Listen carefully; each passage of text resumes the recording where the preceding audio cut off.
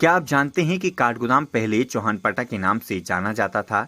चलिए आज आपको लोकल 18 की खबर में यह बताते हैं कि काठगोदाम का इतिहास क्या है और यहाँ सबसे पहली ट्रेन कब आई थी।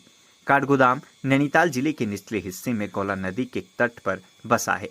नैनीताल जिले के मैदानी भागों की जीवनदायिनी गौला नदी का पुष्प भद्रा नदी के साथ संगम भी काठगोदाम के पास ही है। काठगोदाम को पहले चौहानपाटा के नाम से जाना जाता था। 1901 तक यहाँ 300 से 400 की आबादी वाला एक गांव हुआ करता था। 1884 में अंग्रेजों ने हल्द्वानी और इसके बाद काठगोदाम तक रेलवे लाइन बिछाई।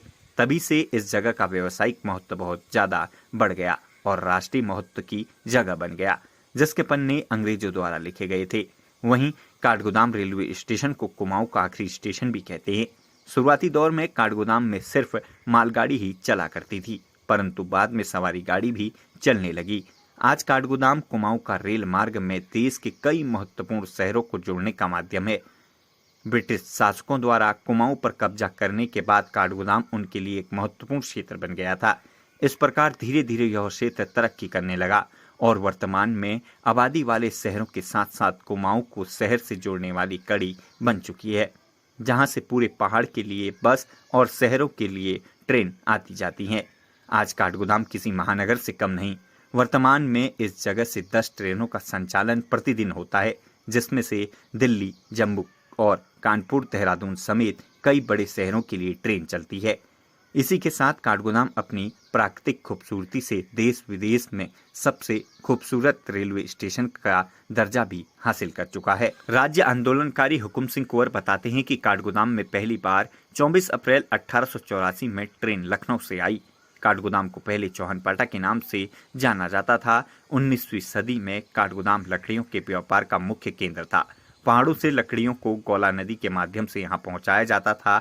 उन लकड़ियों का भंडारण यहाँ के गोदामों में हुआ करता था। इसी कारण इस क्षेत्र को काठगोदाम नाम कहा जाने लगा। इमारत बनाने के लिए अंग्रेज यहाँ से पूरे भारत में लकड़ी भेजते थे। इसी को देखते हुए यहाँ रेल पथ भी बनाया गया था।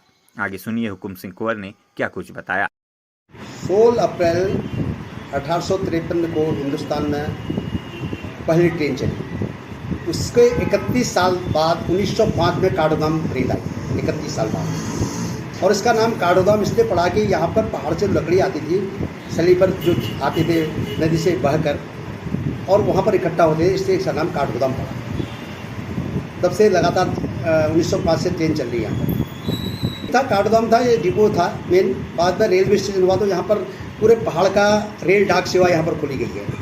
यहीं पर रेल इकट्ठा होती थी, रेल की डाक आती थी, यहीं से पहाड़ को डिस्ट्रीब्यूशन होती थी, पैदल घोड़ों के रास्ते से डाक जाती थी और यहाँ पर पहाड़ की डाक इकट्ठा होकर जाती थी, रेल के द्वारा आगे जाती थी।